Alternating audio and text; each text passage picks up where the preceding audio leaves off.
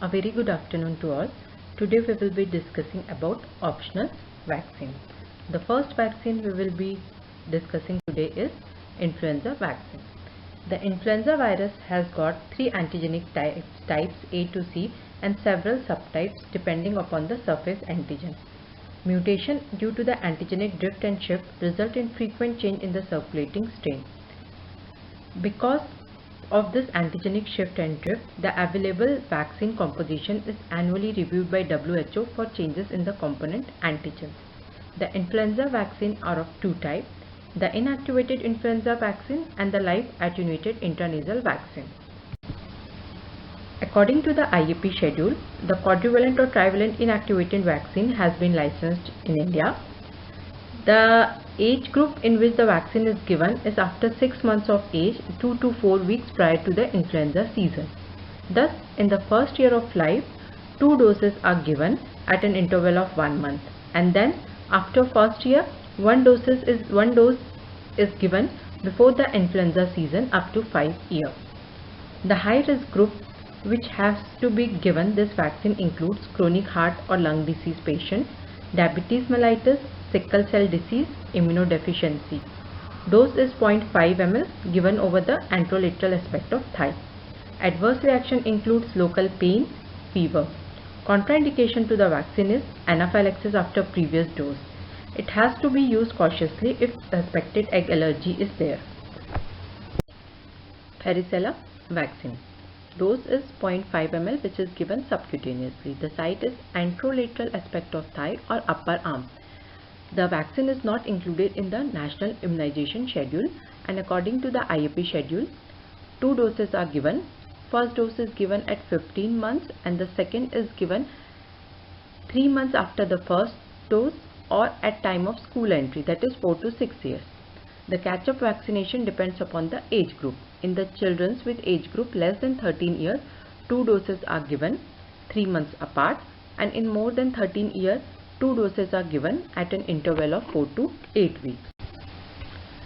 The vaccine has to be considered in high-risk children such as those with chronic cardiac or lung disease, asymptomatic HIV infection with a CD4 count more than 15%, leukemia in remission and off chemotherapy for more than 3 months, anticipated prolonged immunosuppression such as before transplantation and in case of nephrotic syndromes, prolonged aspirin therapy. It has to be also considered for unimmunized household contacts of immunocompromised patients. In case when there is post-exposure prophylaxis has to be given, it has to be given within 72 hours of contact, and the protective efficacy of vaccine when given for post-exposure prophylaxis is 70%. The adverse reaction includes fever, rash, local pain, redness, mild rash after 2 to 3 weeks. Contraindication is anaphylaxis after previous dose, lymphopenia, immunodeficiency, active leukemia or lymphoma, and during immunosuppressive therapy, as it is a live vaccine. The vaccine is stored at 2 to 8 degrees centigrade and it has to be protected from sunlight and used within 30 minutes of reconstitution. Rabies vaccine is required either for pre-exposure prophylaxis or post-exposure prophylaxis. First, we will be discussing about the pre-exposure prophylaxis. The pre-exposure prophylaxis is recommended in 2 situations. First, the children exposed to pets in home. Second, children identified to have a higher risk of being bitten by dogs. The WHO recommendation for pre-exposure prophylaxis is one site administration on day 0 and 7, and the vaccine has to be given intramuscularly. Next is the post-exposure prophylaxis. An animal bite or wound is characterized as follows. It is divided into 3 categories. Category 1 includes animal touch or leak on intact skin. Second is minor scratches or abrasion without bleeding, or licks on the broken skin or nibbling of uncovered skin. Category 3 includes single or multiple transdermal bites, abrasion that bleeds, scratches or contamination of mucous membrane with saliva or leaks. The thing to be noticed here is patient with category 3 and immunocompromised patient with category 2 bites should also receive rabies immunoglobulin along with the vaccine. Patient who have already received the pre-exposure or post-exposure prophylaxis with the rabies vaccine in the past does not require immunoglobulin this time. So, what will be the schedule of the post-exposure prophylaxis? According to the WHO recommendation 2080, the earlier 5 dosage schedule has been replaced by a new 4 dosage schedule, which can be given in the following ways. One site intramuscular administration of vaccine on day 0, 3, 7 and the 4th dose is given in between the days 14 and 28. Second is 2 site intramuscular administration. On 0 day we can give vaccine on 2 different sites, and then 1 site vaccination on day 7 and 21. Thus total 4 doses of vaccine is received by the child. As we have studied earlier, in category 3 brides and category 2 bite in immunocompromised patient, along with the vaccination we need to give the rabies immunoglobulin. The dose is 20 international unit per kg for human immunoglobulin and 40 international unit per kg for equine preparation. This immunoglobulin has to be given in and around the wound as soon as possible and not later than 7th day of bite. Access to rabies immunoglobulin is limited, resulting in high rabies mortality. The rabies human monoclonal antibody has emerged as a safe and potent alternative to the immunoglobulin. The IAP Advisory Committee on Vaccination and Immunization Practices advises the use of monoclonal antibody as an alternative to the rabies immunoglobulin along with the rabies vaccine in all the category 3 brides. The recommended dose is 3.33 international unit per kg body weight. It has to be given preferably at the time of first vaccine and can be given up to the 7th day. Hepatitis A vaccine. India is endemic for hepatitis A and 50% of children are seropositive by age of 5 years.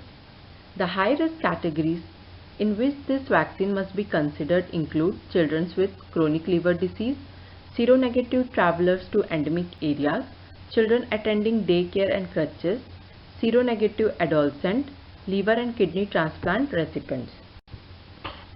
There are 2 types of hepatitis A vaccine, the inactivated vaccine and the live attenuated vaccine. First discussing about the inactivated vaccine. The dose is 0.5 ml.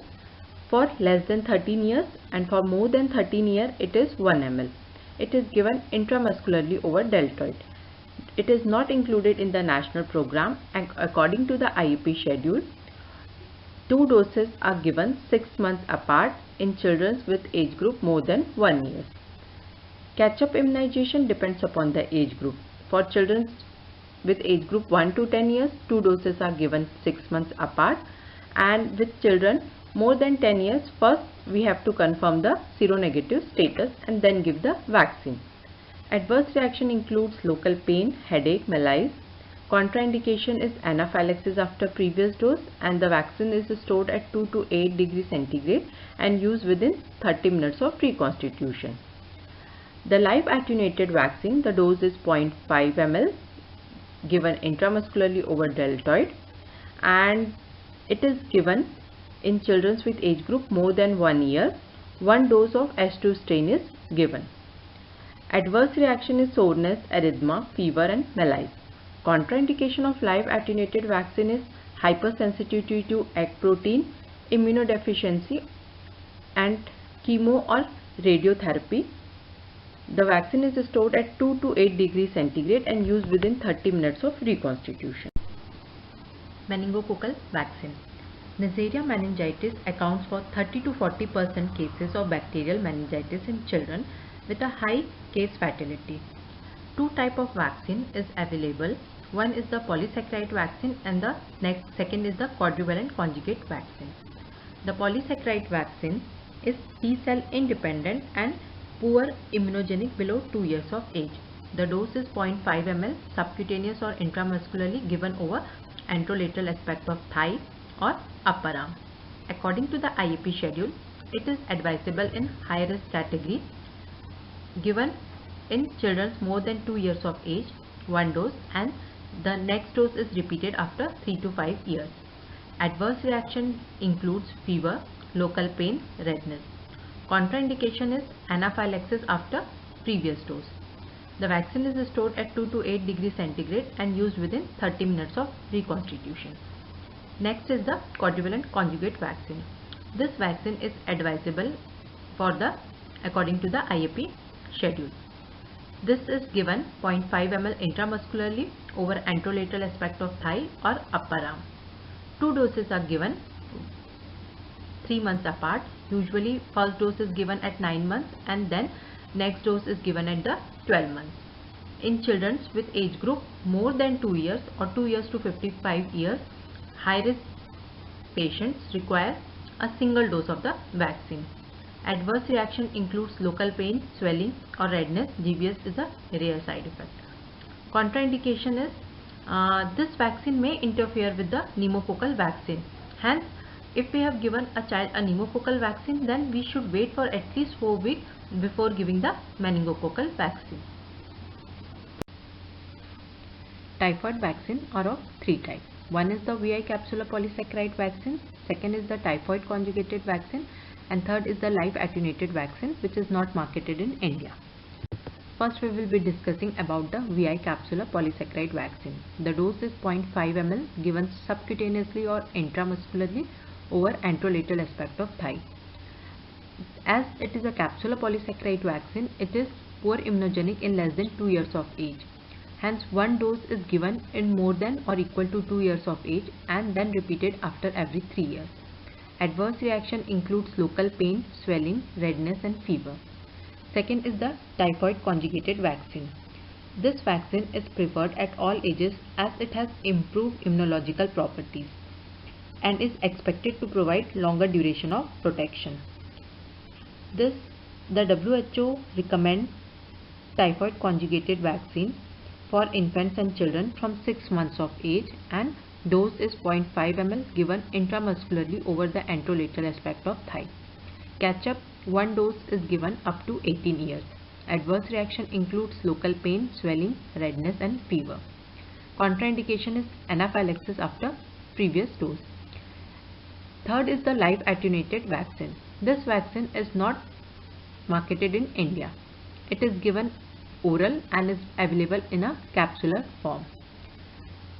The problem with this vaccine is that as it is supplies an entry coated capsule, it induces an intestinal mucosal immunity. To avoid the bacterial inactivation by gastric acidity, capsule has to be swallowed intact, making the vaccine unsuitable for the young children. Adverse reaction includes abdominal discomfort. Contraindication is immunodeficiency. HPV vaccine, the human papilloma virus vaccine. 2 types of HPV vaccines are available. One is the quadrivalent vaccine Gardasil that protects against the strain 6, 11, 16 and 18. Second is the bivalent vaccine Cervarix that targets the strain 16 and 18. Both vaccines prevent cervical in situ neoplasia grade 2 and 3, adenocarcinoma in situ. The Gardasil has the advantage that it prevents the serotype related genital warts and vaginal and vulvar interepithelial neoplasia. The dose is 0.5 ml given intramuscularly over the upper arm deltoid region. In some states, it is included in the national program such as Delhi and Punjab. 2 doses are given 6 to 12 months apart in the age group of 11 to 13 years girls.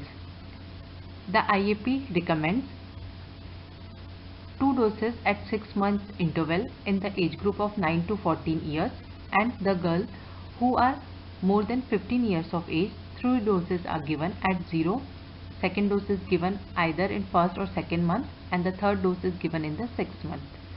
Catch-up vaccination, it can be given up to 45 years of age and preferably it has to be given before the initiation of the sexual activity. Adverse reaction includes local pain, swelling, erythema, fever. Contraindication is anaphylaxis after previous dose. The Japanese B encephalitis vaccine. The Japanese bee encephalitis is an important cause of viral encephalitis in India.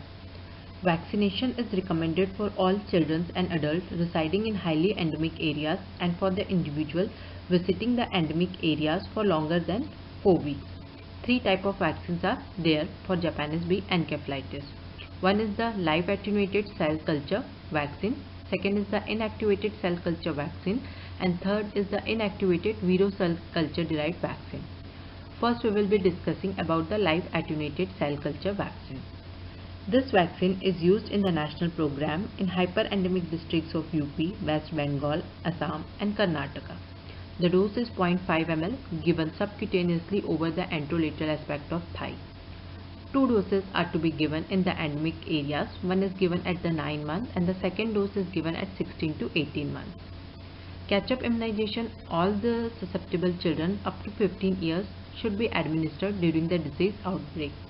Adverse reaction includes fever, malaise. Inactivated cell culture derived vaccine, the dose in the age group of 1 to 3 years is 0.25 ml and more than 3 years is 0.5 ml given intramuscularly over the anterolateral aspect of thigh. This vaccine is given in endemic districts and it is 2 doses are given 4 weeks apart. Adverse reaction includes fever, pain, malaise and it is less common. In the inactivated viro cell culture vaccine, the dose is 0.5 ml given intramuscularly over the anterolateral aspect of thigh or upper arm. According to the IEP schedule, it can be given in the children of age group more than 1 year. 2 doses are given 4 weeks apart. This table suggests the schedule for children who have missed the routine immunization. For vaccine with multiple doses, the entire schedule need not to be repeated and only limited doses are given. For example, if a child with age group less than 7 years comes to us, at evaluation we will give BCG, oral polio and DPT, hepatitis B. After 1 month we will repeat the oral polio, DPT and hepatitis B. After 2 months we will give the third dose of oral polio, MMR or MR and typhoid vaccine. After 6 months we will give DPT and hepatitis B. Age more than 7 years we will give at evaluation DTaP and hepatitis B. After 1 month DT and hepatitis B, and after 2 months we will give MMR and typhoid. After 6 months we will give DT and hepatitis B. Passive immunization. Passive immunization is basically because of the preformed antibodies. Thus, this preformed antibodies when injected during the incubation period help to limit the viral multiplication. Passive immunization can be done with normal human immunoglobulin, specific hyperimmune globulin and with antisera. The normal human immunoglobulin is used for passive immunization in diseases such as hepatitis A and measles. When in case of hepatitis A, when there is institutional outbreak or unimmunized contact of infected individual. In measles, passive immunization is done in immunocompromised person or infant exposed to infection within 6 days. Specific hyperimmunoglobulin is available for certain diseases such as hepatitis B. For example, newborn of HBs antigen positive mother, or when there is percutaneous or mucosal exposure. What we do, we immunize the newborn with hepatitis B vaccination as well as we give immunoglobulin. The aim is to limit the viral multiplication. Similarly, for varicella infection, we give varicella immunoglobulin. This is used for newborn born to an infected mother, or when an infant less than 1 year old coming in contact with a patient having varicella. Specific hyperimmunoglobulin is also available for rabies. It is given in post-exposure prophylaxis in category 3 patients, as well as if the child is having tetanus, such as in case of wound or exposure to unimmunized or incompletely immunized individual, we give tetanus immunoglobulin as well as tetanus vaccine. Antisera and antitoxin. Antisera and antitoxin are available for diseases such as diphtheria. Diphtheria antitoxin is given for susceptible contact, and rabies antiserum is also given when there is a bite by potentially rabid animal. The dose is 40 international unit per kg. We have completed the optional vaccine, and now we will be discussing the adverse event following vaccination. The adverse event following vaccination can be categorized as follows. That is, first is the vaccine induced. This is basically caused or precipitated by an active component of the vaccine, such as anaphylaxis after measles vaccine or vaccine associated paralytic poliomyelitis, BCG related adenitis. This is because of the active component of a vaccine. Second is vaccine potentiated. That is the event which is precipitated by vaccination but may have also occurred even without vaccination, such as first febrile seizure. The child receives the vaccination, develops the fever and may have the first febrile seizure. Third is injection reaction. This results from anxiety or pain due to the injection rather than the vaccine, such as syncope after vaccination. Fourth is program error. This results due to the error in vaccine preparation, handling or administration, such as toxic shock syndrome due to contaminated measles vaccine or abscess at the injection site. Coincidental, temporary link, that is by chance or due to the unrelated illness, such as gastroenteritis after MMR injection, and that is not related to the reportable events are anaphylaxis or anaphylactic shock within 7 days, adverse effect listed as contraindication to vaccination, any serious or unusual events, and any sequelae of reportable events. Vaccine specific events. These are specific to a particular vaccine. With oral polio, there can be paralytic polio or vaccine strain polio within 1 to 6 months of vaccination. With measles, there is risk of thrombocytopenic purpura or measles infection in an immunodeficient patient. With MMR, encephalopathy or encephalitis can occur.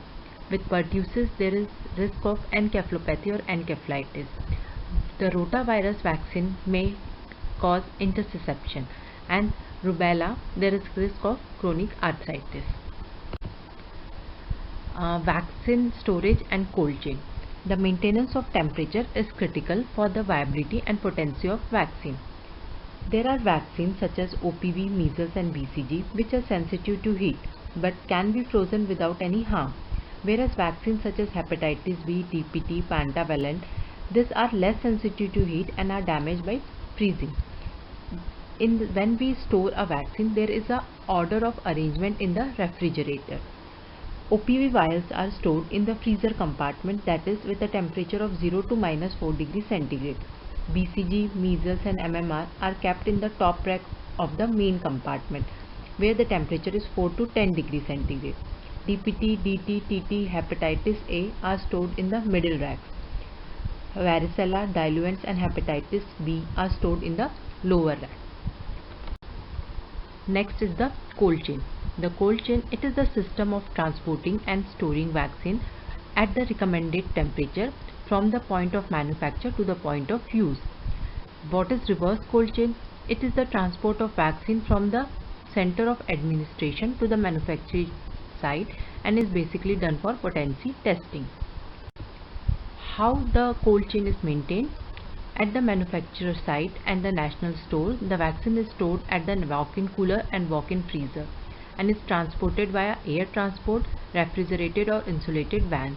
At the district level, the vaccine is stored at the deep freezer or ice-line refrigerator and are transported via vaccine vans.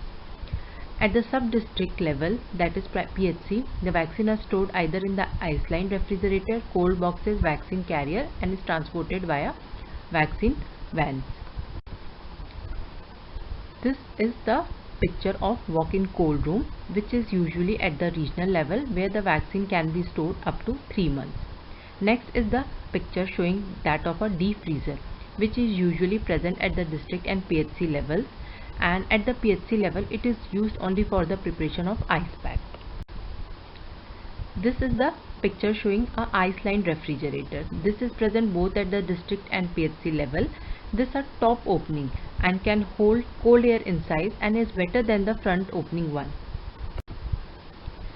Now, how the vaccines are transported to the area of administration? It can be done with a transporting equipment which can be in the form of cold boxes, vaccine carrier or day carrier. First is the cold boxes. This is the picture showing cold box which is used for transport of vaccine. Here the ice packs are placed at the bottom and the side. DPT, TT and DT should not be kept in the direct contact. Second picture is showing the vaccine carrier which is used to carry small quantity of vaccine such as 16 to 20 vial. 4 ice packs are used in a vaccine carrier. Day carrier. This is used to carry very small quantity of vaccine such as 6 to 8 vial. 2 ice packs are used and the vaccine can only be kept in the day carrier for a period of 2 hours. A vaccine vial monitor. A vaccine vial monitor contains a heat sensitive material which is placed over a vaccine vial and it documents the cumulative heat exposure over time. What happens with the combined effect of time and temperature? The inner square of the VVM darkens and become irreversible. There are 2 different locations of VVM. Either the VVM can be attached on the label of the vaccine. The vaccine vial thus when opened can be kept for subsequent immunization sessions up to 28 weeks. Whereas the vaccine where the VVM is attached in a local other than on the label, this vaccine has to be discarded at the end of the immunization. As suppose when we open a ampule of vaccine where the VVM is attached at the neck of the ampule, then once opened it means the VVM has gone and we have to discard the vaccine within 6 hours of opening. This photograph is showing the first one is the vaccine where the VVM is attached on the label. So once opened, this vaccine can be used for subsequent immunization schedule up to 28 days. Whereas in the second vaccine and the third vaccine where the vaccine vial monitor is attached at the neck of the ampule. Thus once the ampule is open, the VVM will be lost and this vaccine has to be used within 6 hours of reconstitution. How to keep a check on the vaccine vial monitor? The first picture, it is showing the inner square which is lighter than the outer circle. Thus if the expiry date has not passed, we can use the vaccine. Whereas in the second pic, the inner square is still lighter than the outer circle and if the expiry date is not passed, we can use the vaccine. In the third pic, the color of the inner square matches that of the outer circle. This is the discard point and we should not use the vaccine. In the fourth pic, the inner square is darker than the outer circle. This is beyond the discard point and we should not use the vaccine.